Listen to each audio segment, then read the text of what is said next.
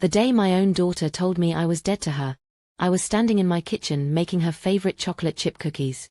Isn't that the cruelest irony? I had flour under my fingernails and hope in my heart when she walked through that door with murder in her eyes. Before we go any further, I need you to do something for me. Drop a comment below and tell me where you're watching this from.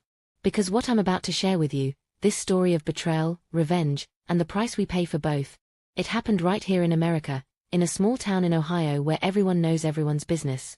And if you've ever been betrayed by someone you'd die for, you're going to understand every word I'm about to say. My name is Dorothy Walsh, and I'm 72 years old now.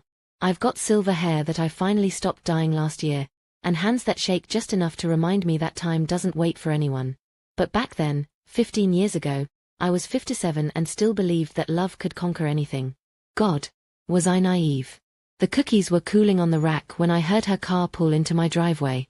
That little Honda Civic I'd helped her buy when she graduated college.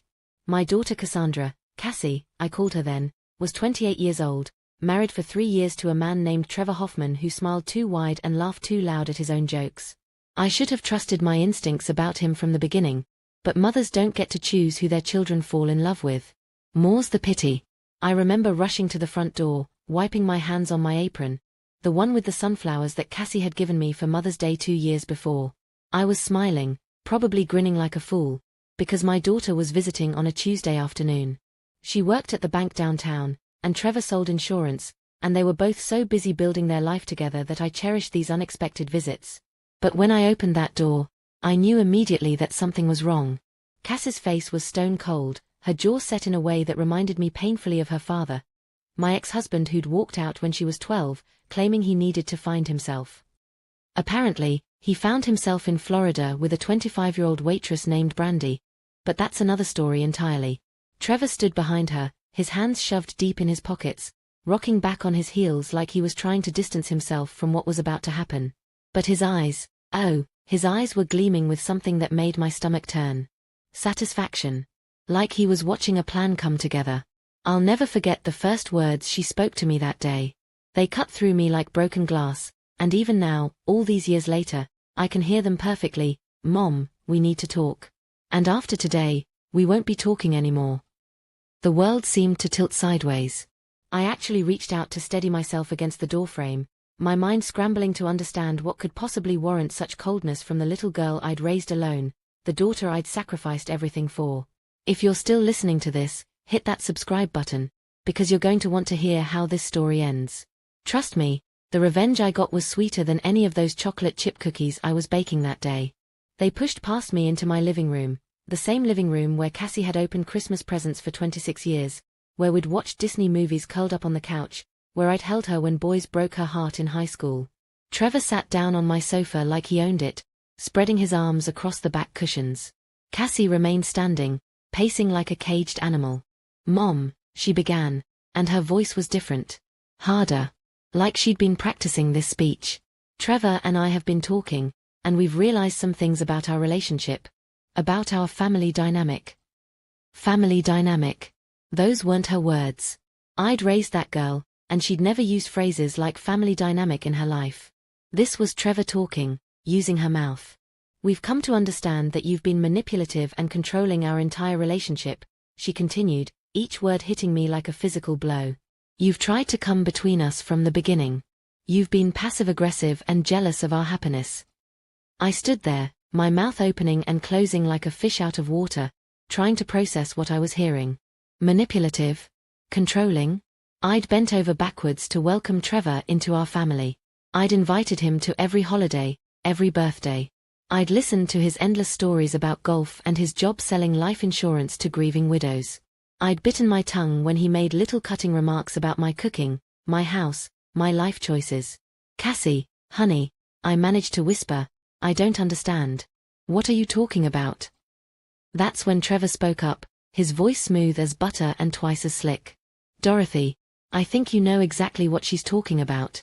The way you call here every day, checking up on us like we're children. The way you always have opinions about our decisions. The way you make Cassie feel guilty for living her own life. Every day? I called maybe twice a week, and only because Cassie had asked me to check in on her after she'd had that bout of depression the year before. Opinions about their decisions? I'd supported every choice they'd made, even when Trevor quit his first job to pursue his passion for day trading, which lasted exactly 3 months before he went back to insurance. But as I stood there, watching my daughter nod along with his words, I realized something terrible. She believed him. Somehow, someway, Trevor had convinced my own flesh and blood that I was the villain in their love story.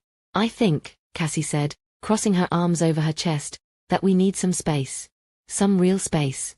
No phone calls, no visits, no contact at all until you can respect our boundaries and our marriage. How long? I asked, my voice barely audible.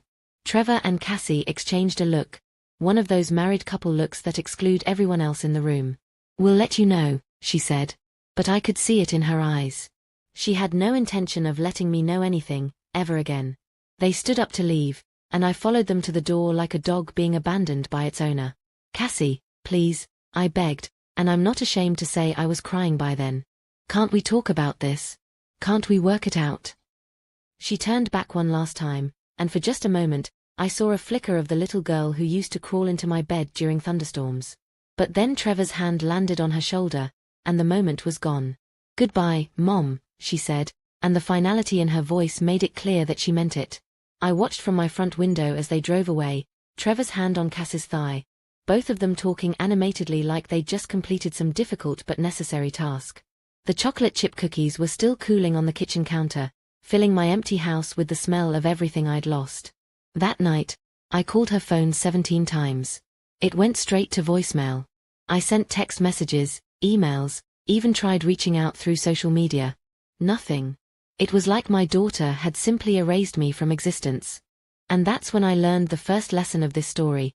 Sometimes the people you love most are the ones who can destroy you most completely.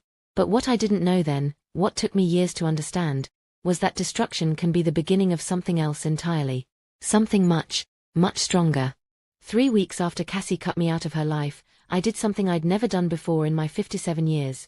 I drove to a bar at 2 in the afternoon and ordered a double whiskey. The bartender, a kid who couldn't have been much older than Cassie, looked at me with concern. I guess a grey-haired woman in a floral print dress ordering hard liquor on a Tuesday wasn't his usual clientele. But he poured it anyway, and I sat there in that dim, smoky room, surrounded by the ghosts of other people's poor choices, and tried to figure out where everything had gone so wrong.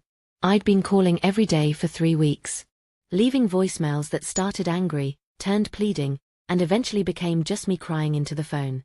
I sent letters to their apartment, long, rambling things where I tried to explain myself, defend myself, apologize for things I wasn't even sure I'd done. They all came back marked return to sender in Trevor's neat handwriting. The worst part wasn't the silence, though. The worst part was the doubt. See, when someone you trust completely tells you that you're a terrible person, part of you starts to believe it. I'd lie awake at 3 in the morning, replaying every conversation I'd had with Cassie and Trevor, analyzing every word, every gesture, looking for signs of the manipulative behavior they'd accused me of. Had I been too involved in their lives? Had I really been passive-aggressive? Was I the kind of mother who clung too tightly and drove her children away? The whiskey burned going down, but not as much as the questions burning in my chest. I started seeing a therapist, Dr. Rebecca Martinez, a kind woman with gentle eyes who specialized in family estrangement. Yes, that's apparently a thing common enough to require specialists. Who knew? She told me that what I was experiencing wasn't uncommon, that adult children sometimes cut contact with parents for reasons that seem disproportionate to the outside world. But what if they're right? I asked her during our 4th session. What if I really am everything they said I was? Dr. Martinez leaned forward in her chair.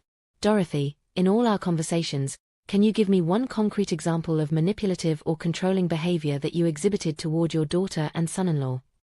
I thought hard. Really hard. I called to check on her when she was depressed. That's support, not control. What else? I gave them my opinion when they asked for it. When they asked for it, she repeated. What else? And that's when I realized the horrible truth. There wasn't anything else. I hadn't been perfect, no parent is, but I hadn't been the monster Trevor had painted me to be either. The relief was overwhelming, but it came with a price. If I wasn't the problem, then what was really happening here was even worse than I'd thought. My daughter hadn't cut me off because I was a bad mother. She'd cut me off because she'd been convinced I was a bad mother. And there's a world of difference between those two things. That night, I made a decision that would change the trajectory of the next 15 years of my life. I stopped calling. I stopped writing letters. I stopped driving past their apartment building hoping to catch a glimpse of the daughter who no longer wanted to see me. Instead, I decided to focus on the one person I could control, myself. I threw myself into work with a vengeance. I'd been an administrative assistant at a small accounting firm for 12 years, content to do my job and go home to my quiet life. But suddenly, quiet wasn't enough. I started taking night classes, first in bookkeeping, then in business management. I learned about investments, about real estate, about all the things that successful people seem to understand instinctively. My boss, Harold Chen, noticed the change in me immediately. "Dorothy," he said one day, watching me reorganize the entire filing system, "what's gotten into you?" "I'm tired of being small," I told him, and I meant it. Harold was in his 60s, getting ready to retire, and the firm he'd built from nothing was his baby. Over the next few months, as I proved myself indispensable, he started talking to me about the future. About what would happen to his clients when he was gone. About legacy and succession and all those big words that had never seemed to apply to someone like me. 6 months after Cassie walked out of my life, Harold offered me a partnership in the firm. Not a handout, a real partnership, based on the work I'd been doing and the vision I had for expanding our services. It would require me to invest every penny of my savings, take out loans against my house, and work 18-hour days for the foreseeable future. I said yes without hesitation. If you've ever had to rebuild yourself from the ground up after someone you loved tore you down, you know what I'm talking about. Share this video with someone who needs to hear that it's never too late to start over. Because my story is just getting started. The first year was brutal. I learned more about business in those 12 months than I had in the previous 57 years of my life. I discovered I had a natural talent for understanding people's financial anxieties and helping them feel secure about their futures. Word spread through our small Ohio town that Dorothy Walsh wasn't just taking over Harold's firm, she was transforming it. But success in business couldn't fill the castle-shaped hole in my heart. Every Mother's Day, every birthday, every Christmas, I would sit alone in my house and wonder what my daughter was doing. Was she happy? Was she thinking of me at all? Did she regret cutting me out of her life? Or had Trevor convinced her that I was a toxic memory best forgotten? I hired a private investigator, a discreet man named James Morrison who specialized in finding people who didn't want to be found. Not because I wanted to contact Cassie, but because I needed to know she was okay. A mother's love doesn't just stop because her child stops loving her back. Through James, I learned that Cassie and Trevor had moved across town to a bigger apartment. That Trevor had been promoted at his insurance company. That they'd bought a dog, a golden retriever they'd named Biscuit. That information cost me $200, and it was worth every penny just to know my daughter was alive and seemingly well. But James also uncovered something else, something that made my blood run cold. Trevor had been married before. Not just married, divorced, due to what the court documents called financial abuse and emotional manipulation. His first wife, a woman named Linda Kozlov, had filed for divorce after Trevor had systematically isolated her from her family and friends, convinced her that her own mother was trying to sabotage their marriage, and then financially controlled every aspect of her life. The pattern was identical to what had happened to me and Cassie. Down to the specific language, manipulative, controlling, family dynamic. Trevor hadn't just randomly decided to turn my daughter against me. He'd done it before, and he'd probably do it again. I sat in my car outside James's office, reading through the divorce papers, and felt something I hadn't experienced in over a year: clarity. This wasn't about me at all. This was about a man who needed complete control over his wife, and mothers-in-law were just obstacles to be eliminated. For the first time since that terrible Tuesday afternoon, I felt anger instead of sadness. Pure, righteous anger that burned away all the self-doubt and self-recrimination I'd been carrying. Trevor Hoffman had stolen my daughter from me, and he'd used her own love against her to do it. But anger, I was about to learn, can be a powerful fuel for transformation. And I was just getting started. That night, I made myself a promise. I was going to build something so successful, so undeniable, that when the truth about Trevor finally came to light, and it would, because men like him always reveal themselves eventually, I would be ready. I would be strong. And I would be in a position to help my daughter when she needed me most. I just never imagined it would take 15 years. 5 years into my new life without Cassie, I owned 3 accounting firms across Ohio and had a portfolio of real estate investments that would have made my younger self dizzy. But success, I learned, is a lonely companion when you have no one to share it with. I was 62 years old, and I'd become someone I barely recognized. Gone was the soft-spoken woman who baked cookies and waited for her daughter's phone calls. In her place stood a businesswoman who wore sharp suits, drove a BMW, and commanded respect in every room she entered. The transformation had been so complete that sometimes I caught glimpses of myself in mirrors and did a double take. But here's what they don't tell you about reinventing yourself after heartbreak. The new version of you is built on the foundation of who you were before. And no matter how successful I became, no matter how many employees called me boss or how many zeros appeared in my bank account, there was still a mother's heart beating inside my chest. A heart that ached for her daughter every single day. The real estate investments had started almost by accident. I'd bought a small duplex near the college campus as a way to diversify my income, thinking I'd rent it to students and maybe make enough to cover the mortgage. But I had a good eye for properties with potential, and within 6 months I'd renovated both units and doubled the rental income. That success led to another property, then another. I discovered I had an intuition for understanding neighborhoods on the verge of gentrification, houses that looked run down but had good bones, rental markets that were underserved. Within 3 years, I owned 12 properties across 3 counties. Harold Chen, my former boss and now business partner, used to joke that I had the Midas touch. Everything Dorothy Walsh touches turns to gold, he'd say at Chamber of Commerce meetings. If only he knew that all that gold couldn't buy me the one thing I really wanted, my daughter's forgiveness. Through my private investigator James, I continued to receive updates about Cassie and Trevor. They'd bought a house, a modest 3-bedroom ranch in a nice but unremarkable subdivision. Trevor had been promoted again, this time to regional manager. Cassie had left the bank and was working part-time at a preschool. She'd always loved children, and I wondered if she was happy in her new job, if she thought about having kids of her own. The thought of grandchildren I might never meet was almost unbearable. But then James brought me news that changed everything. Cassie and Trevor were having marriage problems. How do you know? I asked, leaning forward in my office chair. James slid a photograph across my desk. It showed Cassie sitting alone at a coffee shop downtown, her face puffy and red like she'd been crying. The timestamp showed it was taken on a Tuesday afternoon. She should have been at work. I've been observing them periodically over the past few months, James said in his professional, detached way. There have been several incidents like this. Mrs. Hoffman appearing distressed in public places. Mr. Hoffman has been seen with other women on multiple occasions. Other women. Of course. Men like Trevor always showed their true colors eventually. The same pattern he'd used with his first wife: isolate, control, and then discard when someone more interesting came along.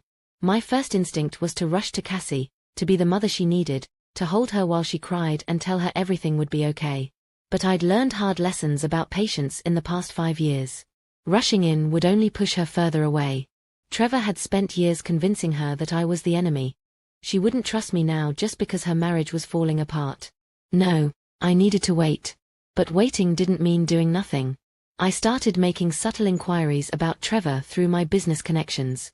The insurance industry in our area wasn't that big, and word traveled fast about agents who weren't performing up to standards. What I learned wasn't surprising, but it was useful. Trevor had been cutting corners on his policies, overselling coverage that didn't exist, and there were whispers about client complaints that hadn't made it to official channels yet. He was living beyond his means, trying to maintain a lifestyle that his income couldn't support. The house, the cars, the expensive vacations that Cassie posted about on social media, it was all built on quicksand. I also learned something else. Trevor had been gambling. Not just the occasional poker game with friends, but serious gambling. Online poker, sports betting, weekend trips to the casino that stretched into week-long benders. He was in debt up to his eyeballs, and the walls were starting to close in. Men like Trevor, when cornered, become dangerous. Not necessarily physically dangerous, though that was always a possibility, but emotionally and psychologically dangerous. They lash out at the people closest to them, blame everyone else for their failures, and desperately try to maintain control even as their world crumbles around them. I knew what was coming, even if Cassie didn't. That's when I made a decision that would define the next phase of my life. I was going to position myself to catch my daughter when she fell. Not as the desperate mother who'd been begging for her attention, but as a successful, independent woman who had options. Who had power. I started looking at bigger properties. Not rental houses this time, but something that would make a statement. Something that would show the world, and more importantly, show Cassie, that her mother had not only survived being abandoned, she'd thrived. The mansion came on the market 6 months later. It was a beautiful colonial revival home on 15 acres just outside town, built in 1923 by a railroad baron who'd wanted to impress his young wife. It had fallen into disrepair over the decades, passed down through generations who couldn't afford to maintain it properly. The listing price was astronomical, but I'd learned to see potential where others saw problems. The house had 8 bedrooms, 6 bathrooms, a library with floor-to-ceiling bookshelves, a formal dining room that could seat 20, and a grand staircase that swept down into the marble-floored foyer like something out of a movie. It needed everything: new plumbing, electrical work, a complete kitchen renovation, landscaping that would take years to perfect. It was absolutely perfect. My realtor, a sharp woman named Patricia Vance who'd helped me with several of my rental properties, walked through the house with me on a bright autumn morning. Sunlight streamed through the tall windows, illuminating dust motes that danced in the air like memories. "Dorothy," Patricia said carefully, "this is a huge undertaking. The renovation costs alone will be in the hundreds of thousands. And it's just you. Do you really need this much space?" I stood in the middle of the grand foyer, looking up at the chandelier that hadn't been lit in years, and smiled. "Patricia, I've spent the last 7 years building a life I never imagined I could have. This house isn't about need. It's about making a statement." "What kind of statement?" I turned to face her, and I could see my reflection in the mirror that hung on the far wall. A successful businesswoman in a tailored suit, standing in a mansion that would soon be hers. That Dorothy Walsh is not the same woman who got discarded like yesterday's garbage. That Dorothy Walsh has choices now. That Dorothy Walsh is somebody who matters. We made the offer that afternoon. It was accepted by evening. The renovation took 2 years and cost more than I'd paid for my first house. But when it was finished, the mansion was spectacular. I hired an interior designer who understood exactly what I wanted: elegance without ostentation, comfort with style. Every room was perfect, every detail carefully chosen. And every night, I walked through those beautiful, empty rooms and wondered if I'd built a monument to my success or a mausoleum for my loneliness. But I was about to find out that success, real success, isn't about the house you live in or the car you drive. It's about being prepared when opportunity knocks. And opportunity was about to come knocking in a way I never could have imagined. The phone call came on a Tuesday morning, 15 years to the day after Cassie had walked out of my life. James Morrison's voice was tense, professional as always, but I could hear the urgency underneath. "Mrs. Walsh," he said, "I think you need to know. Trevor Hoffman was arrested yesterday for embezzlement. It's going to be in the papers tomorrow. And Mrs. Hoffman, your daughter, she's going to need somewhere to go." I hung up the phone and walked to the window of my home office, looking out at the perfectly manicured gardens, the circular driveway, the fountain that sparkled in the morning sun.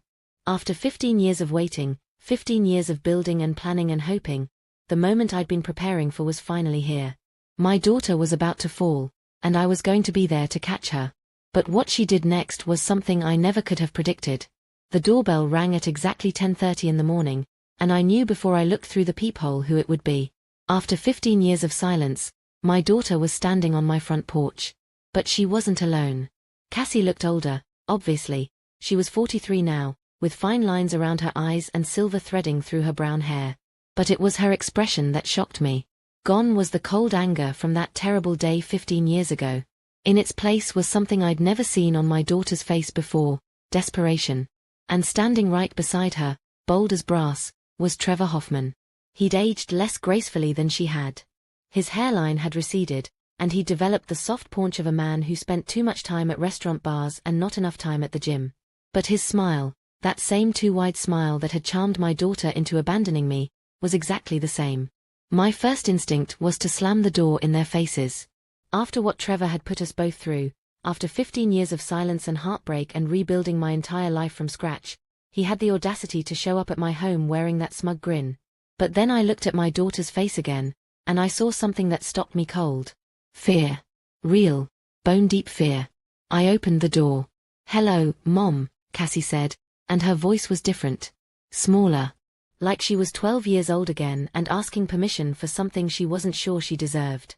Cassie, I managed, and I was amazed at how steady my own voice sounded. Trevor. Trevor stepped forward, his hand extended like we were meeting for the first time at a church social. Dorothy. You look wonderful. Clearly success agrees with you. His eyes swept over the marble foyer behind me, taking in the chandelier, the artwork, the obvious wealth on display. This place is incredible. You've really done well for yourself. I didn't take his hand. I just stood there, looking at these two people who had shaped the last 15 years of my life in ways they couldn't possibly understand. What do you want? I asked. Cassie flinched at my directness, but Trevor's smile never wavered. Well, we were hoping we could come in and talk. Maybe catch up a little. It's been far too long. Far too long. Like we'd just drifted apart naturally instead of him systematically poisoning my daughter against me and cutting me out of her life completely. But I stepped aside and let them in, because sometimes you have to let people reveal themselves completely before you can decide what to do with them. They followed me into the living room, not the formal one with the antique furniture, but the comfortable one with the overstuffed couches and the fireplace where I actually spent my evenings. I sat in my favorite armchair, the one that gave me the best view of both of them, and waited. Trevor looked around the room like he was appraising it for insurance purposes. This is really something, Dorothy. How many square feet? 8,000, I said. Give or take. He whistled low. And it's just you here. That seems like a lot of house for one person. There it was. The opening gambit. Not even 5 minutes in my home, and Trevor was already probing, already calculating, already seeing what he could take. It suits me, I said simply. Cassie hadn't said a word since we'd sat down. She kept looking around the room like she was seeing a movie set instead of her mother's living room. Her hands were clasped so tightly in her lap that her knuckles were white. Mom, she finally said, I owe you an apology. The words I'd dreamed of hearing for 15 years, and they felt like ashes in my mouth. Because I could see Trevor's hand on her knee, squeezing gently, encouragingly. This wasn't my daughter finally seeing the truth. This was Trevor pulling her strings again. For what? I asked. For the way we left things. For not calling. For. She gestured helplessly around the room, for missing all of this. You've clearly built an amazing life, and I should have been part of it. Should have been part of it. Not wanted to be. Should have been. Trevor leaned forward, his expression earnest and concerned. Dorothy, we've both grown a lot over the years. We've learned some hard lessons about family, about what really matters. And we realize now that we made a terrible mistake 15 years ago. What kind of mistake? I asked. Cutting you out, he said without missing a beat. Depriving ourselves of your love and wisdom. Depriving you of the chance to be part of our lives. If I hadn't spent years in business negotiations, learning to read people's tells and hidden motivations, I might have believed him. But I'd learned to listen to what people weren't saying as much as what they were. And what's changed? I asked. What's made you realize this terrible mistake after 15 years? Trevor and Cassie exchanged a look, one of those married couple looks I remembered from 15 years ago. But this one was different. This one was desperate. Well, Trevor said, his voice still smooth but with a slight edge now, we've had some challenges lately. Some setbacks. And it's made us realize that family is the most important thing. That we should be there for each other. Challenges. Setbacks. Interesting choice of words for embezzlement charges and a marriage falling apart. What kind of challenges? I pressed. That's when Cassie broke. Oh God, Mom, everything's falling apart. Trevor lost his job, we're going to lose the house, and I don't know what we're going to do. We don't have anywhere else to go. Trevor's jaw tightened, and I could see him fighting not to snap at her for revealing too much too soon. This wasn't how he'd planned this conversation to go. It's temporary, he said quickly. Just a rough patch. The important thing is that it's brought us back together as a family. I sat there, looking at these two people, my daughter and the man who'd stolen her from me, and felt something I hadn't expected. Not the rage I thought I'd feel, not the satisfaction of seeing Trevor finally get his comeuppance, but a deep, profound sadness. Because I could see exactly what was happening here. Trevor's house of cards had finally collapsed, just like I'd known it would. And now, with nowhere else to turn, he was doing what manipulative people always do. He was coming back to the source of strength he'd tried to destroy. But he wasn't coming to apologize. He wasn't coming to make amends. He was coming to take. So, I said quietly, you want to move in here? Trevor's smile brightened. Well, that's very generous of you to offer, but we wouldn't want to impose. I didn't offer, I said. I asked if that's what you want. The silence stretched between us like a taut wire. Cassie looked like she wanted to disappear into the couch cushions. Trevor's smile finally faltered. The house is certainly big enough, he said carefully. And we are family. Family. After 15 years of treating me like I was dead, now we were family again. I stood up, walked to the window, and looked out at my gardens. The roses were in full bloom, roses I'd planted with my own hands, tended through seasons of growth and dormancy, pruned and fed and cared for until they became something beautiful. When I turned back to face them, I'd made my decision. You know what the most interesting thing about this house is? I said. It was built by a man who wanted to prove to the world that he'd made something of himself. That he mattered. That he couldn't be ignored or dismissed or forgotten. Trevor nodded eagerly. Exactly. It's a beautiful symbol of success. But do you know what happened to him? I continued. His young wife left him for a railroad conductor. She took half his fortune and moved to California. He died alone in this house, surrounded by all his beautiful things, with no one to share them with. I walked back to my chair and sat down, never taking my eyes off Trevor's face. I bought this house, I said, because I thought I was buying proof that I'd survived what you did to me, that I'd thrived despite losing my daughter. But sitting here now, looking at both of you, I realize I was wrong. Wrong about what? Cassie whispered. I didn't buy this house to prove I didn't need you, I said, looking directly at my daughter. I bought it hoping that someday, you'd come home. The tears started then, not just from Cassie, but from me too. 15 years of grief and anger and loneliness and love all pouring out at once. But Trevor wasn't crying. Trevor was calculating. I could practically see the dollar signs in his eyes as he looked around my beautiful, expensive, empty house. So, he said, his voice soft and hopeful, we can stay. And that's when I smiled. Really smiled, for the first time since they'd walked through my door. Trevor, I said, I think there are some things we need to discuss first. Before we talk about living arrangements, I said, settling back into my chair, I think we should clear the air about a few things. Don't you? Trevor's posture stiffened slightly, but his smile remained in place. Of course. Complete honesty is the foundation of any healthy family relationship. The irony of those words coming from his mouth almost made me laugh out loud. Let's start with Linda Kozlov, I said quietly. The effect was instantaneous. Trevor went completely still, like a deer caught in headlights. Cassie looked confused, glancing between us with a frown. Who's Linda Kozlov? She asked. I kept my eyes on Trevor. Why don't you tell her, Trevor? About your first wife? About the divorce papers that cite financial abuse and emotional manipulation? About how you convinced Linda that her own mother was trying to destroy your marriage? The color drained from Trevor's face, but to his credit, he recovered quickly. Dorothy, I don't know what you think you know, but I know everything, I said simply. I know about the gambling debts. I know about the embezzlement charges. I know about the other women. I know about the pattern.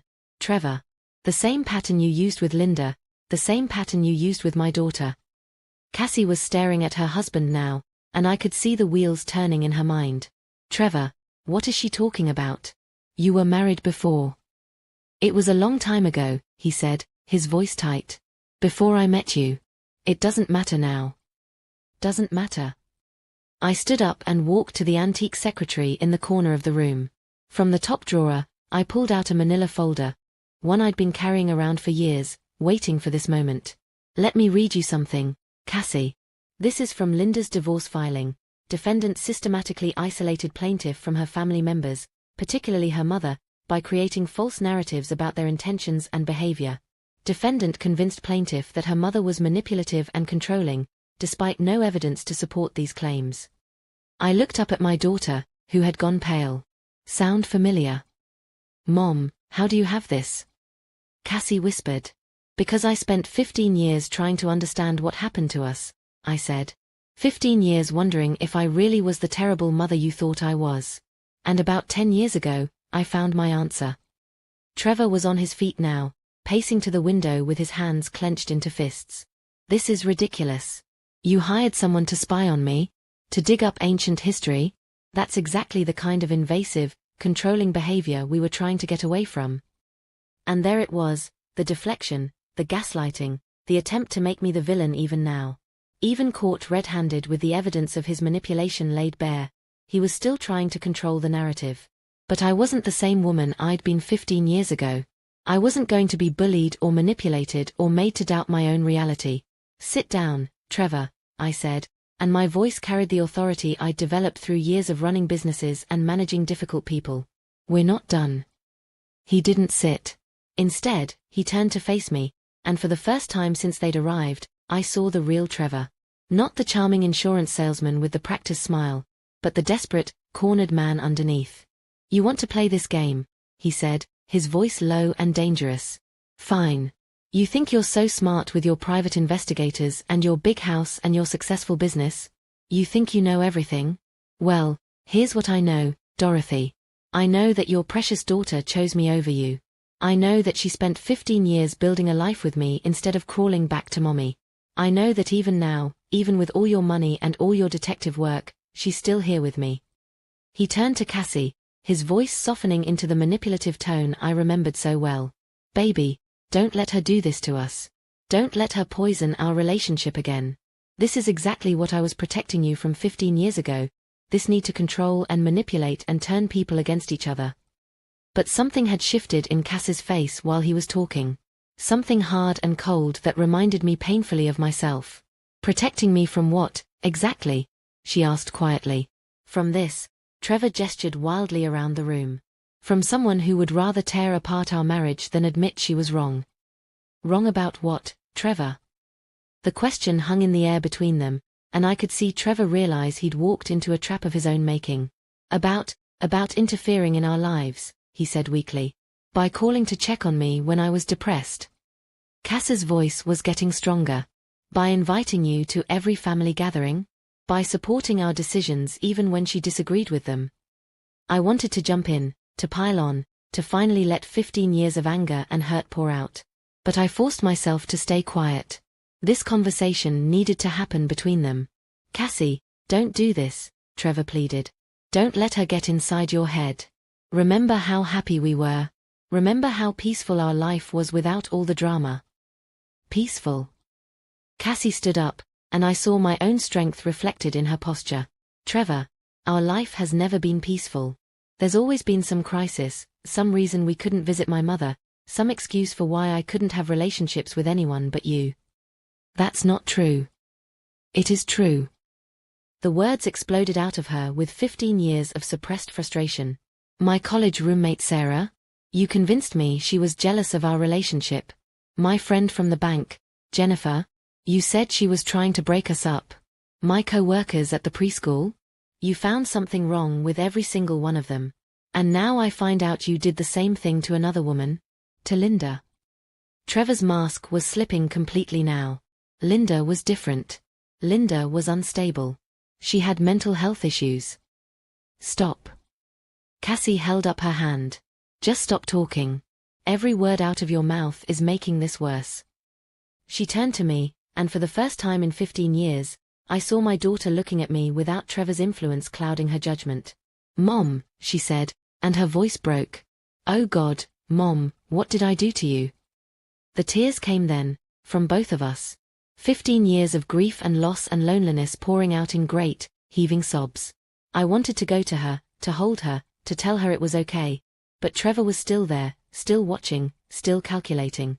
This is very touching, he said, his voice dripping with sarcasm. But we still have practical matters to discuss. Like where we're going to live while I sort out this mess with my job. The audacity was breathtaking. Even now, even with his manipulation exposed, he still thought he could waltz into my home and make demands. I wiped my eyes and looked at him with all the contempt I'd been holding back for 15 years. Trevor, I want you to listen to me very carefully, because I'm only going to say this once. You are not welcome in my home. You will never be welcome in my home. If you're looking for somewhere to live while you sort out your mess, I suggest you try Linda Kozlov. Maybe she'll take pity on you." "You can't be serious," he said. "Cassie is your daughter. We're married. We're a package deal." I looked at Cassie, who was staring at her husband like she was seeing him clearly for the first time in years. "Are you?" I asked quietly. "Are you really a package deal? Because from where I'm sitting, it looks like my daughter has a choice to make." The silence in that beautiful, expensive room was deafening. Three people, bound together by 15 years of lies and manipulation and hurt, finally facing the truth of what had been done to all of us. And then Cassie spoke, her voice barely above a whisper but carrying more strength than I'd heard from her in years. "Trevor," she said, "I think you should leave. What happened next will stay with me until the day I die." Trevor's face went through a series of expressions so quickly it was like watching a slideshow of human emotion. Shock, disbelief, anger, and then something much more dangerous, cold, calculating rage. "You don't mean that," he said to Cassie, his voice dropping to that low, hypnotic tone I'd heard him use so many times before. "You're just upset. Your mother is manipulating you, just like I always said she would. Just like she's doing right now." But Cassie didn't crumble the way she might have 15 years ago. Instead, she stood straighter, and I saw something in her face that made my heart soar with pride. She looked like me, not the broken version of me that had existed after she'd walked away, but the strong version I'd become. "No, Trevor. I mean it. I want you to leave my mother's house." "Your mother's house?" Trevor laughed, but there was nothing humorous about it. "Cassie, honey, let's think about this rationally. We have nowhere else to go. I'm facing criminal charges. We're about to lose everything. Are you really going to choose her over me? After everything we've built together?" "What have we built, Trevor?" Cassie asked, and her voice was getting stronger with every word. "A house we're about to lose. A marriage based on lies. A life where I haven't spoken to my own mother in 15 years because you convinced me she was the enemy." I watched this exchange from my chair, barely daring to breathe. This was the moment I'd been waiting for, hoping for, praying for during all those long, lonely nights. My daughter was finally seeing the truth. But Trevor wasn't done fighting. "Fine," he said, his mask slipping completely now. "You want to know the truth? The real truth? Your mother is exactly as controlling and manipulative as I said she was. The difference is, I was protecting you from it. But you know what? Maybe you deserve each other. Maybe you both deserve to be alone and bitter and poisonous." He started pacing again, his movements sharp and aggressive. "You think this is some kind of fairy tale reunion? You think Mommy is going to fix everything? She doesn't give a damn about you, Cassie. Look around this place. She's been living like a queen while you've been struggling. If she really cared about you, where was she when we were having problems? Where was she when I lost my job? Where was she when you needed her?" That hit home. I could see it in Cassie's face, the flicker of doubt that Trevor was so skilled at planting. "I was right here," I said quietly. "I've been right here for 15 years, waiting for a phone call that never came." "Bullshit," Trevor snarled. "You could have reached out. You could have swallowed your pride and tried to make amends. Instead, you built this fortress and convinced yourself you were the victim." And that's when something inside me finally snapped. Not the explosive kind of anger, but the cold, focused kind that had built my business empire and bought this house and sustained me through 15 years of heartbreak. "You're right, Trevor," I said, standing up. "I could have tried harder. I could have kept calling, kept writing letters, kept showing up at your door begging for forgiveness for sins I never committed. But you know what I did instead?" I walked to my desk and pulled out another folder, this one much thicker than the first. "I investigated you. Thoroughly. I know about the gambling debts you hid from Cassie. I know about the client money you embezzled to cover those debts. I know about the affairs, not just one, but 3 different women over the past 5 years. I know about the second mortgage you took out on the house without telling her. I know about the credit cards you opened in her name. I know everything, Trevor." I set the folder down on the coffee table between us. And I documented all of it. Every transaction, every lie, every betrayal. Because I knew that someday, the truth would come out. And when it did, I wanted to be ready to help my daughter. Trevor stared at the folder like it was a venomous snake. You've been spying on me for 15 years. That's not protection, that's stalking. That's preparation, I corrected. That's a mother making sure she could save her daughter when her daughter was ready to be saved. Cassie had gone very quiet, staring at the folder with wide eyes. What's in there? She whispered. Everything, I said gently. Bank records, photographs, witness statements, hotel receipts. Everything you need to know about what your marriage really was. I don't want to see it, she said quickly, then looked up at me with tears in her eyes. I don't think I can handle seeing it. You don't have to, I assured her. But it exists. And it's here when you're ready. Trevor was looking between us like a cornered animal. This is insane. Both of you are insane. Cassie, you're really going to throw away 15 years of marriage based on some vendetta your psychotic mother has been nursing?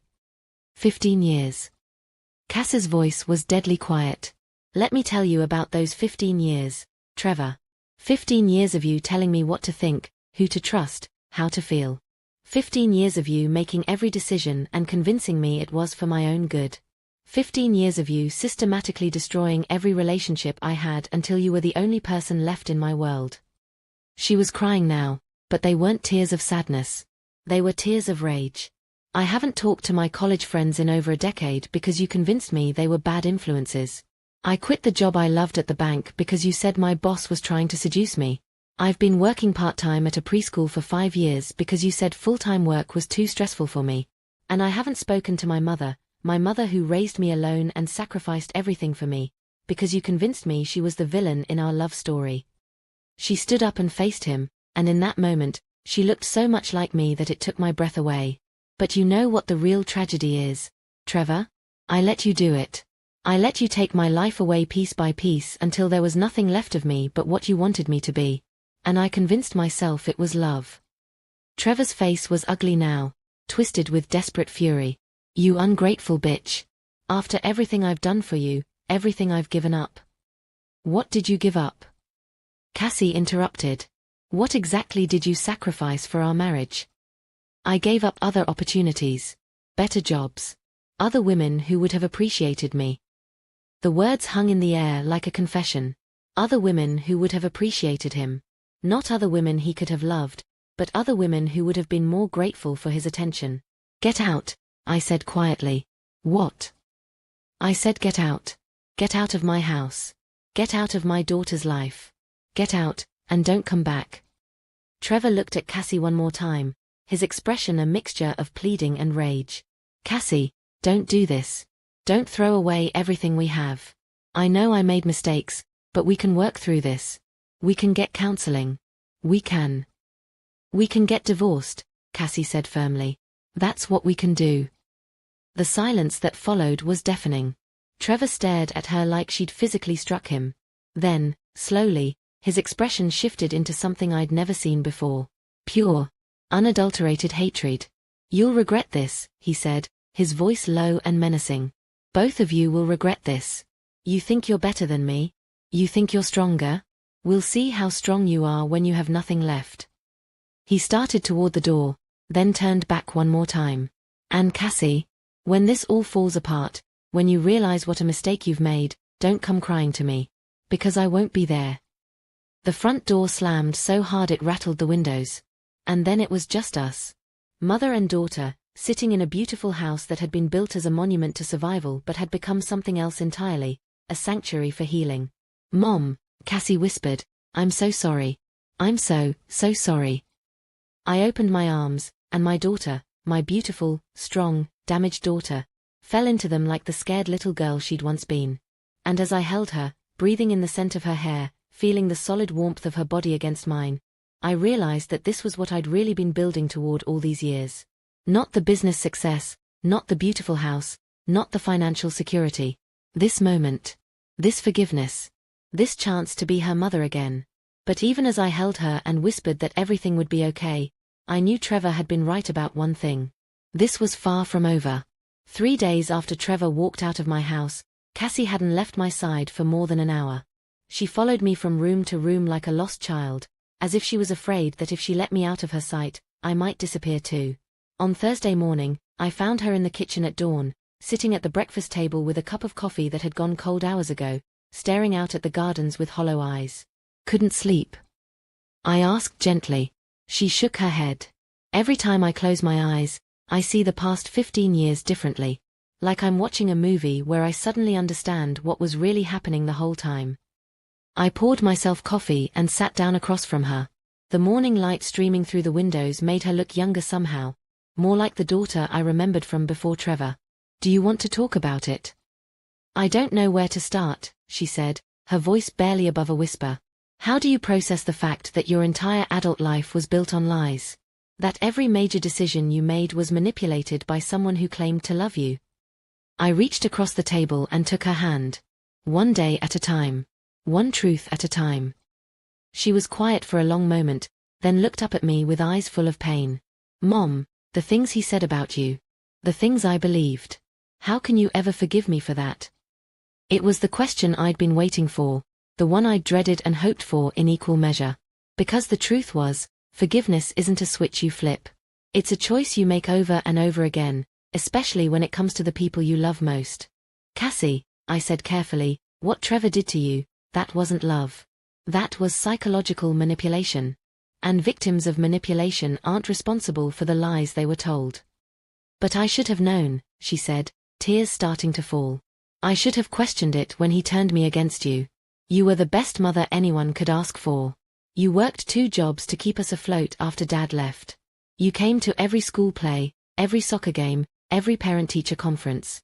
You taught me how to drive, how to balance a checkbook, how to stand up for myself. And I threw all of that away because he convinced me you were the enemy. The anger in her voice surprised me. Not anger at me, but at herself. You were young, I said. You were in love. And Trevor is very, very good at what he does. That's not an excuse. It's not an excuse, I agreed. But it's an explanation. And sometimes, that's enough to start with. We sat in comfortable silence for a while, watching the sun rise over the gardens I'd planted in the years after she'd left. Finally, she spoke again. I want to see that folder. The one with all the evidence about Trevor. I studied her face carefully. Are you sure? Some of it is difficult. I need to know. I need to understand exactly what he did, not just to me, but to us. To our family. I went to my office and retrieved the folder. It was thick, 15 years of documentation, photographs, financial records, witness statements from Trevor's affairs. I'd organized it chronologically, creating a timeline of betrayal that stretched from the early years of their marriage right up to his arrest. Cassie opened it with trembling hands and began to read. I sat beside her, ready to offer comfort or explanation, but mostly just watching the play of emotions across her face as the full scope of Trevor's deception became clear. The first section was financial records. Credit cards opened in her name without her knowledge. The second mortgage on their house that she'd never seen paperwork for. Withdrawals from their joint savings account that Trevor had explained away as business expenses or investments. $47,000, she whispered, staring at a bank statement. He withdrew $47,000 from our savings in 6 months, and I never even noticed. The next section was worse. Hotel receipts, restaurant bills, photographs taken by the private investigator James Morrison. Trevor with different women, in different cities, over different years. Not just one affair, but a pattern of infidelity that stretched back nearly to the beginning of their marriage. Cass's hands were shaking so badly she could barely turn the pages. This woman, she said, pointing to a photograph of Trevor kissing a blonde woman outside a restaurant. I know her. Her name is Jennifer Russo. She's one of his clients. I met her at the company Christmas party 2 years ago. He introduced her as a valued customer who was going through a difficult divorce. The bitter irony of that statement hung in the air between us. But it was the final section that broke her completely. Witness statements from Trevor's co-workers, people who'd seen him gambling at casinos, heard him talking about his controlling wife and her psychotic mother. Comments about how he was just waiting for the right opportunity to upgrade to someone who appreciated him more. He called me controlling, Cassie said, laughing through her tears. He told people I was controlling when he was the one who decided what I wore, where I worked, who I could be friends with, whether or not I was allowed to talk to my own mother. She closed the folder and sat back in her chair, looking emotionally exhausted. I want to divorce him, she said firmly. I want to take him for everything he's worth, which apparently isn't much. And I want to make sure he can never do this to another woman again. Are you sure? Divorce can be a long, ugly process, especially when there are criminal charges involved. I'm sure. Her voice was stronger than I'd heard it since she'd arrived. But I'm going to need help. A good lawyer, someone who understands financial abuse and manipulation. I smiled. I know just the person. Her name is Sarah Chen, Harold's daughter. She specializes in exactly these kinds of cases. Harold from your accounting firm. The same. Sarah's been handling divorces involving financial abuse for 10 years. She's tough, she's smart, and she doesn't lose often. Relief flooded Cass's face. Will you call her? I already have, I admitted. I called her Tuesday morning, right after Trevor left. I figured you'd want to explore your options. For the first time in days, Cassie smiled. Really smiled, not the sad, tentative expressions I'd been seeing, but a genuine smile that lit up her whole face. You knew I'd want to divorce him before I knew it myself. I know my daughter, I said simply. I've always known my daughter, even when she couldn't remember who she was. That afternoon, Sarah Chen came to the house. She was a small woman in her 40s with sharp eyes and an even sharper mind.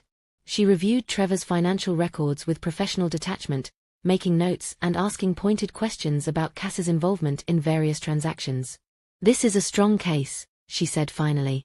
The financial abuse is well documented, and the pattern of deception is clear. We can file for divorce on grounds of fraud and seek restitution for the money he stole from your joint accounts. What about the criminal charges? Cassie asked.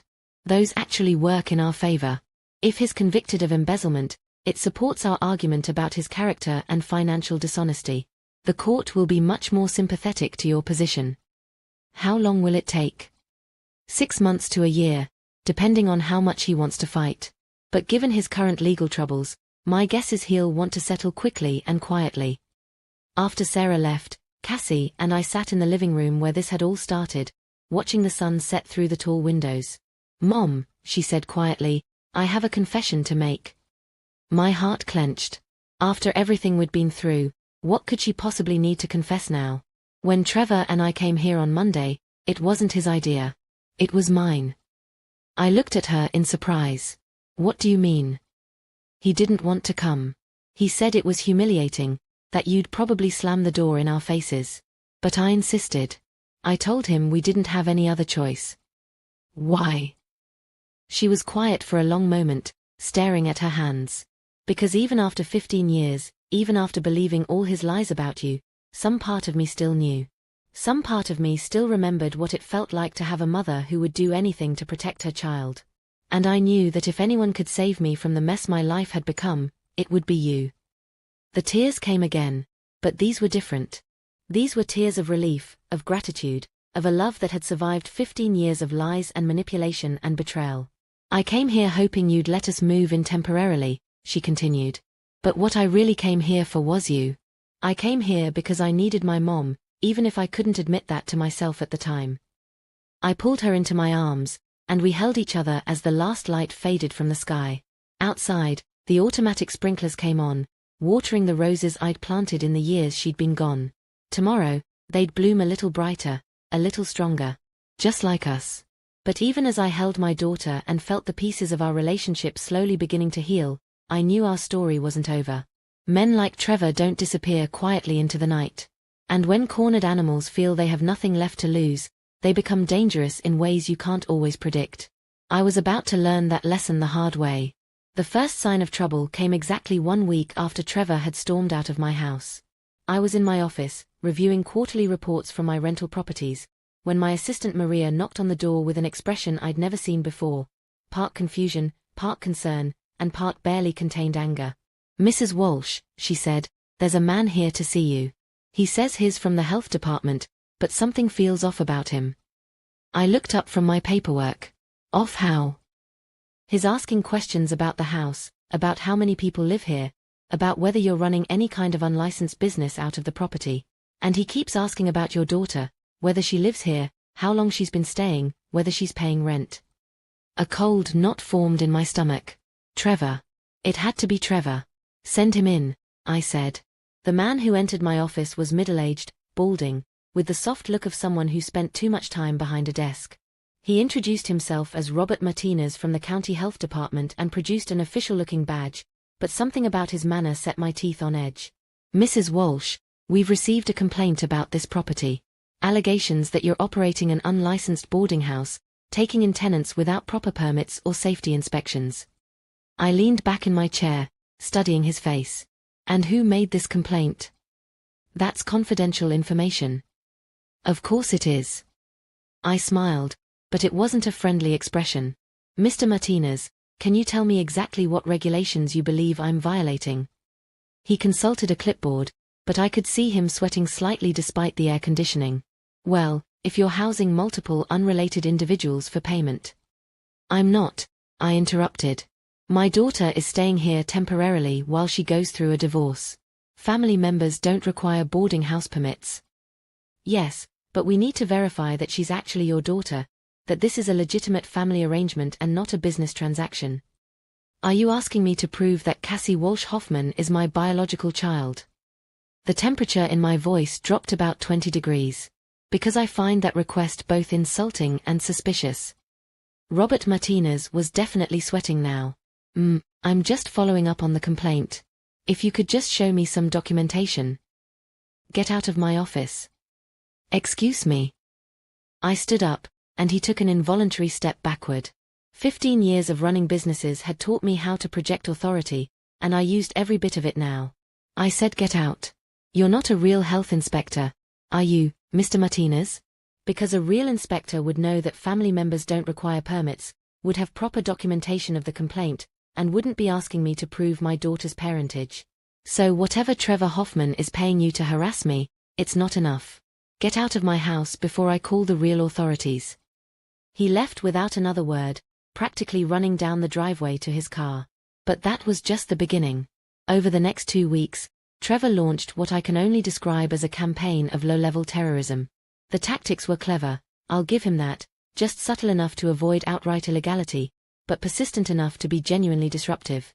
There were more fake inspectors, fire department, building code enforcement, even someone claiming to be from the IRS.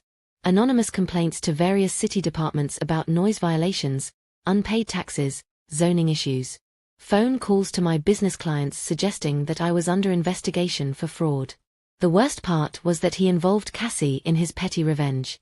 Someone, and we both knew who, had been calling her workplace, the Little Sprouts preschool, with anonymous tips that she was emotionally unstable, that she was going through a mental breakdown and shouldn't be around children. I found her crying in the kitchen one evening after her supervisor had called her in for a meeting about concerning reports regarding her mental state. They asked me if I was taking medication, she sobbed. If I was seeing a therapist for my family issues. They suggested I might want to take some personal time to get my life sorted out. Did you tell them what was really happening? How could I? How do I explain that my estranged husband is systematically trying to destroy my life because I chose my mother over him?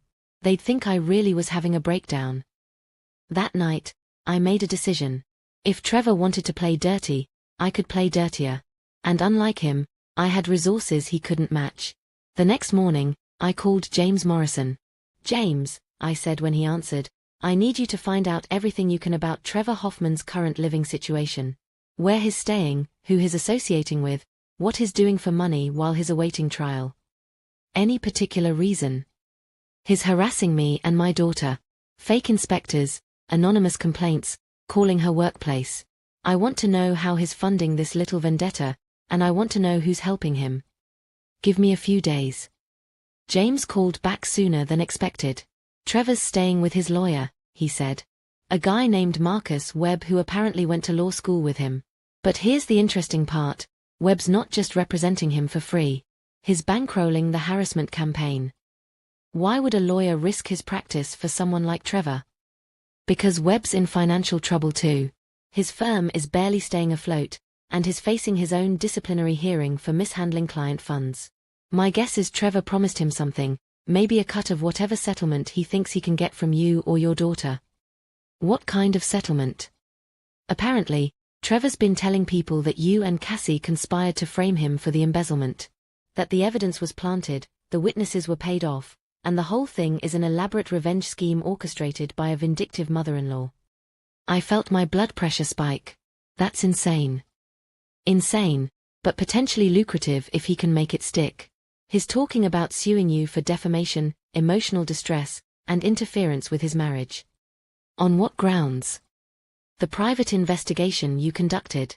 He's claiming it was stalking, harassment, and an invasion of privacy. He says you've been systematically destroying his life for 15 years, and now you're using your daughter to finish the job. The audacity was breathtaking, even for Trevor.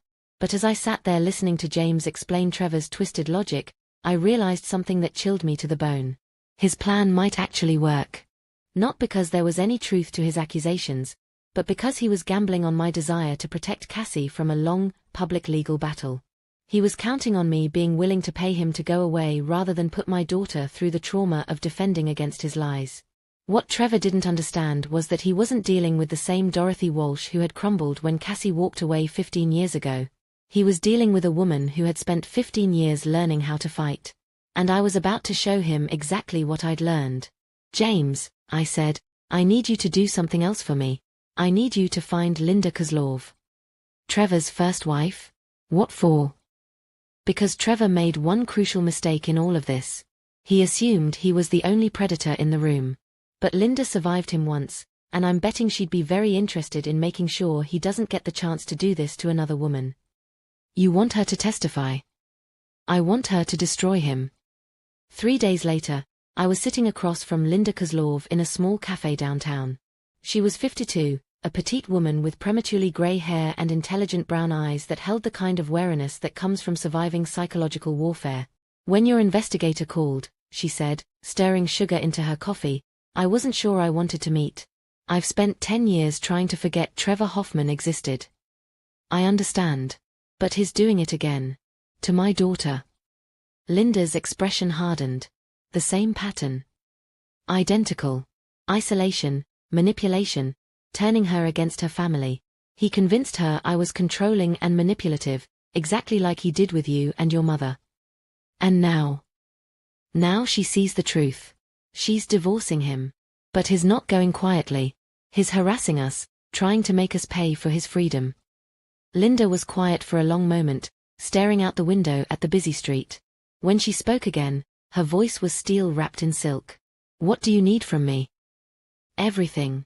Court testimony about his pattern of abuse.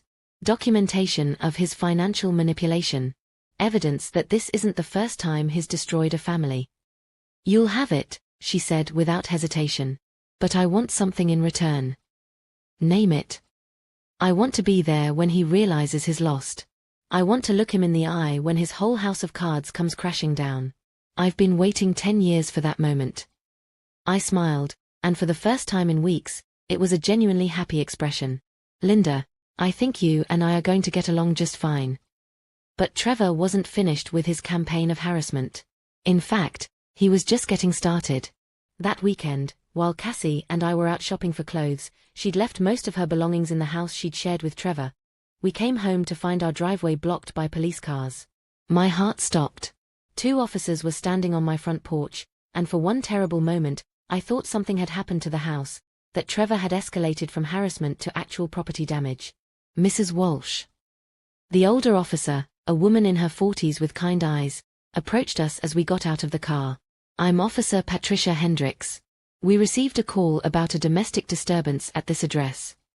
A domestic disturbance. I looked around at my peaceful property, the manicured gardens, the fountain sparkling in the afternoon sun. Officer, I think there's been a mistake. The caller reported shouting, possibly violence, and suggested that someone might be in danger. Are you Dorothy Walsh?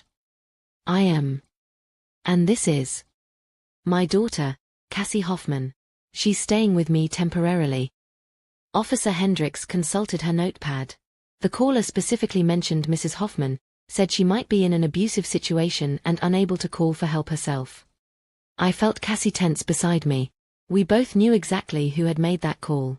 Officer, I said carefully, there's no domestic disturbance here. My daughter and I have been shopping all afternoon. We just got home. I understand, But we have to check it out. Standard procedure. Would you mind if we took a look around, just to be sure everyone's safe? What could I say? Refusing would only make us look guilty of something. The officers were professional and thorough, checking every room in the house, looking for signs of violence or distress. They found nothing, of course, because there was nothing to find. But the experience was humiliating and invasive, exactly as Trevor had intended. Officer Hendricks said as they prepared to leave, I have to ask, is there anyone who might want to cause trouble for you? Someone with a grudge? I exchanged a look with Cassie. My daughter's estranged husband has been harassing us since she filed for divorce. Fake inspectors, anonymous complaints to various city departments, and now this. Have you filed a report about the harassment? We weren't sure we had enough evidence. Officer Hendricks handed me her card. Start documenting everything. Dates, times, what happened. If this continues, we can help you file for a restraining order. After the police left, Cassie and I sat in the living room in stunned silence. He called in a domestic violence report, she said finally. He told them you were hurting me. Are you surprised? I shouldn't be. But somehow, I am.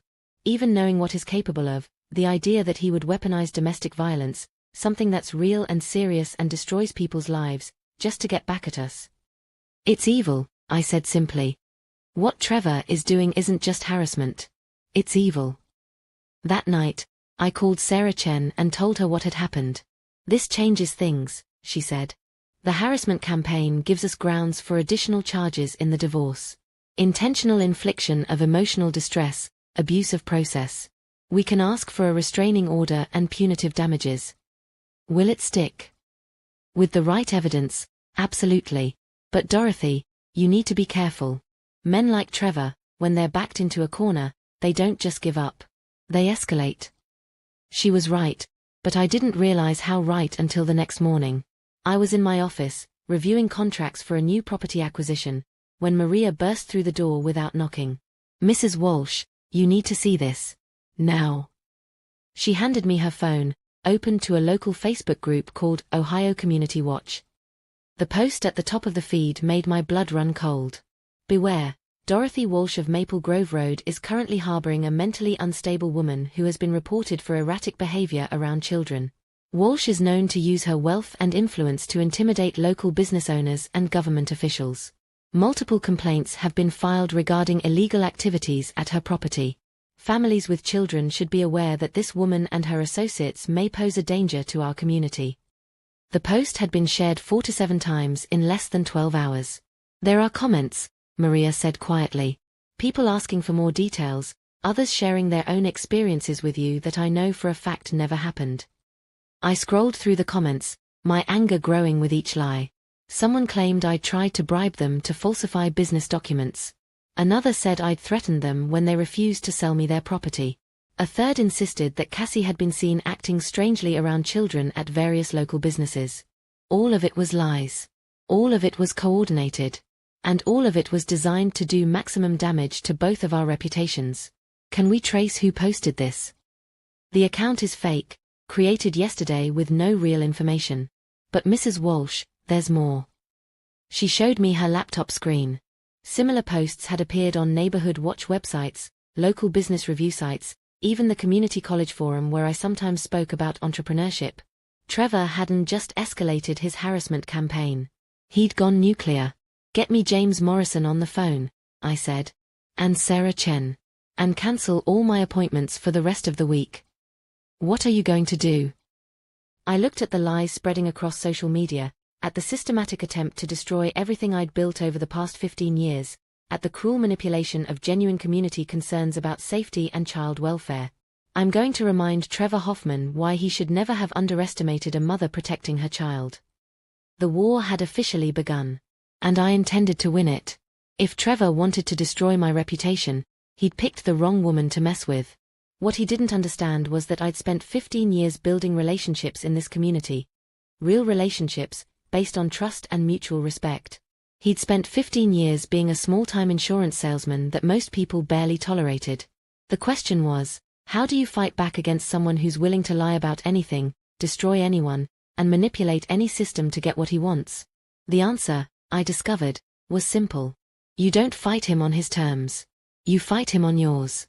Monday morning, I called an emergency meeting with my core team, Sarah Chen, James Morrison, and surprisingly, Linda Kozlov, who had driven up from Columbus the moment I told her about Trevor's social media campaign. He's making a crucial error, Linda said, studying printouts of the various posts. He's overplaying his hand. These accusations are so outrageous, so obviously coordinated, that anyone with half a brain will see through them. But not everyone has half a brain, Sarah pointed out. And even if 90% of people dismiss this as obvious harassment, that remaining 10% can do real damage to Dorothy's business. Which is exactly what Trevor's counting on, I said. He doesn't need everyone to believe him. He just needs enough doubt, enough whispers, enough questions about my character to make people think twice about doing business with me. James had been quiet through most of the meeting, but now he leaned forward. I've been tracking the accounts posting these accusations. They're all fake, all created within the past week, and they're all using the same IP address. Trevor's? No. His lawyers. Marcus Webb has been orchestrating this from his office. Sarah's eyes lit up. That's disbarment territory. Lawyers can't engage in fraud and harassment campaigns against opposing parties. If we can prove Webb is behind the fake accounts, he loses his license and Trevor loses his funding, I finished. But we need more than just IP addresses. Leave that to me, James said with a grim smile. Webb isn't as clever as he thinks he is. But while we were planning our legal counterattack, I had a more immediate problem. The lies were spreading faster than we could contain them, and I was starting to see real-world consequences. 2 of my long-term rental tenants called to ask if the allegations were true. A potential property buyer cancelled a meeting, citing concerns about my business practices. Most painfully, Cassie came home from work on Tuesday in tears because parents at the preschool had been asking whether she was the unstable woman mentioned in the online posts. Mrs. Peterson pulled her daughter out of my class, Cassie sobbed. She said she couldn't take the risk until the situation was resolved. And my supervisor asked me again if I needed mental health support. That night, I made a decision that went against every lawyer's advice I'd ever received. Instead of staying quiet and letting the legal process play out, I was going to fight back publicly. I'd learned a lot about business over the past 15 years, but I'd also learned something more important. Sometimes the best defense is a good offense. Wednesday morning, I did something I'd never done before. I posted on social media. Not a defensive response to Trevor's lies, but something much more powerful. A story. My story. 15 years ago, my daughter cut me out of her life. I won't go into all the details, because this isn't about blame or revenge. It's about what happens when a mother loses her child and has to decide whether to give up or grow up. I chose to grow up. I went back to school, learned about business, took risks that scared me senseless. I built something from nothing, not because I stopped loving my daughter, but because I loved her so much that I needed to become someone worthy of her forgiveness when she was ready to give it. Last week, my daughter came home. Not because she wanted my money or my house, but because she needed her mother. And I was ready. But apparently, there are people who would rather spread lies and fear than celebrate the power of family healing. People who would rather tear down than build up. To those people, I say this: I'm not going anywhere. I've spent 15 years learning how to fight, how to survive, how to thrive despite being abandoned by someone I loved more than life itself. Your lies don't scare me. Your harassment doesn't intimidate me. And your attempt to use my daughter's pain as a weapon against both of us only proves what kind of people you really are. To my neighbors, my clients, my community, judge me by what you know about me, not by what strangers on the internet claim about me. I've been Dorothy Walsh for 72 years, and I'll be Dorothy Walsh long after these cowards crawl back into whatever holes they came from. And to my daughter, who's reading this and probably cringing at her mother's public display of defiance, I love you. I'm proud of you. And I will fight for you until my last breath, just like I've been doing for the past 15 years. I posted it simultaneously on Facebook, Instagram, my business website, and the community forums where the lies had been spreading. Then I sat back and waited. The response was immediate and overwhelming. Within 2 hours, I had over 300 comments and shares. But more importantly, I had people I'd done business with over the years stepping forward to defend me. Tenants talking about how fairly I treated them, how quickly I'd responded to maintenance issues, how I'd worked with them during financial difficulties. Business partners describing my integrity and reliability. Even competitors acknowledging my reputation for honest dealing. By evening, the narrative had completely shifted. Instead of whispers about my alleged misconduct, people were talking about the obvious harassment campaign being waged against me. Local reporters were asking questions about who was behind the fake accounts and why they were targeting a respected businesswoman. But Trevor wasn't finished. In fact, my public response had apparently enraged him beyond reason. Thursday morning, I woke up to find my front gate spray-painted with obscenities. Someone had thrown eggs at my front door and scattered garbage across my perfectly maintained lawn. My mailbox had been smashed with a baseball bat. The message was clear: if I wouldn't be intimidated by lies, maybe I'd respond to actual vandalism. I called the police, filed a report, and spent the morning cleaning egg yolk off my front door. But I also did something else. I called a press conference. "Ladies and gentlemen," I said, standing in front of my vandalized gate with a small crowd of local reporters, "this is what happens when you stand up to bullies. This is what happens when you refuse to be intimidated by lies and harassment. This is what happens when you choose truth over convenient silence." I gestured to the damage behind me. Someone, and we all know who, wants me to be afraid. Wants me to hide in my house and hope this all blows over. Wants me to pay them to go away rather than fight for my reputation and my family. I looked directly into the cameras. "But I have a message for that someone. I'm not afraid of you. I'm not intimidated by you. And I'm not going away. You picked the wrong family to mess with." That evening, the story led the local news. Businesswoman fights back against harassment campaign. The coverage was sympathetic, focusing on the obvious coordination of the online attacks and the escalation to actual vandalism. But more importantly, it accomplished something I hadn't expected. It flushed Trevor out of hiding. Friday morning, he called me directly for the first time since he'd walked out of my house. "You think you're so smart," he snarled, his voice thick with rage. "You think you've won? You have no idea what I'm capable of." "Actually, Trevor, I know exactly what you're capable of. That's why I've been documenting everything. Your little press conference was a mistake, Dorothy. A big mistake. You want to play in public? Fine. Let's see how you like it when I tell the world what you really are." "And what am I, Trevor?" "A pathetic old woman who destroyed her own family and spent 15 years plotting revenge. A manipulative bitch who turned my wife against me and ruined my life out of pure spite." I was quiet for a moment, letting his words hang in the air. When I spoke again, my voice was calm and steady. "Trevor, you're right about one thing. I did spend 15 years plotting. But not revenge. Justice. And you're about to learn the difference." I hung up and immediately called Sarah Chen. "It's time," I said simply. "Time for what?" "Time to destroy him." The final battle didn't happen in a courtroom or on social media. It happened in the conference room of Sarah Chen's law office on a grey Tuesday morning in October, exactly 6 weeks after Cassie had filed for divorce. Trevor walked in flanked by Marcus Webb, who looked like he hadn't slept in days. Trevor himself had aged visibly in the weeks since our confrontation. His face was gaunt, his clothes rumpled, and there was a desperate wildness in his eyes that made me think of a cornered animal. Across from them sat our team: Sarah, myself, Cassie, and Linda Kozlov, who had driven up from Columbus specifically for this meeting. The conference table between us was covered with documents, bank records, witness statements, photographs, digital forensics reports, and a thick stack of printed screenshots documenting every lie Trevor and his lawyer had spread online. "Before we begin," Sarah said, her voice crisp and professional, "I want to make sure everyone understands what's at stake here. Mr. Hoffman, you're facing criminal embezzlement charges that carry a potential sentence of 10 to 15 years. Mr. Webb, the Ohio State Bar Association is investigating you for multiple violations of professional conduct. The evidence we've gathered regarding your harassment campaign against my clients could result in disbarment and criminal charges." Marcus Webb shifted uncomfortably in his chair. "Ms. Chen, we're here to discuss a divorce settlement, not to listen to threats." "Oh, but this is about much more than divorce," Sarah smiled, and it wasn't a pleasant expression. "This is about justice. This is about consequences. This is about making sure two predators never get the chance to destroy another family."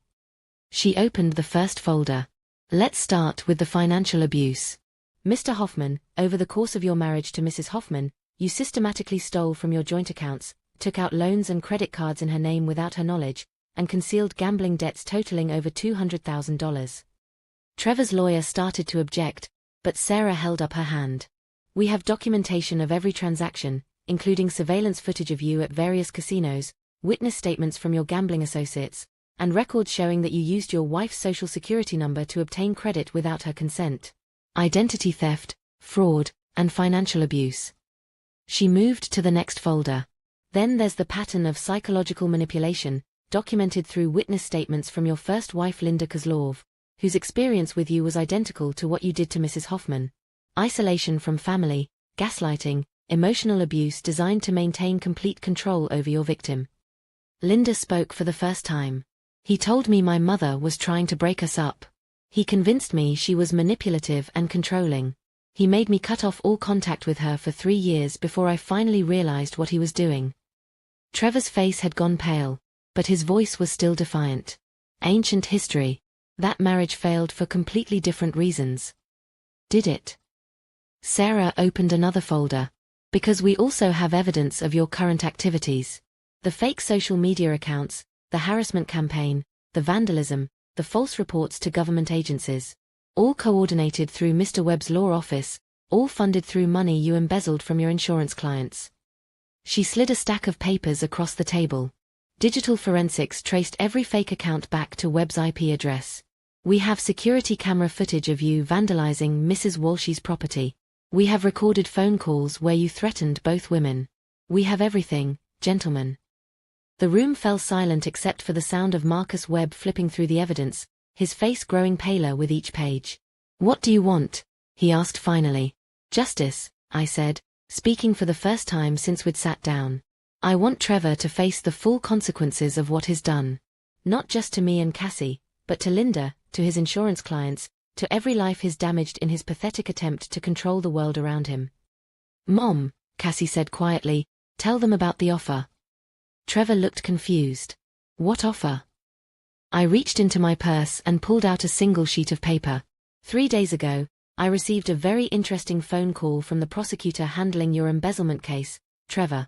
It seems they're having some difficulty getting witnesses to testify.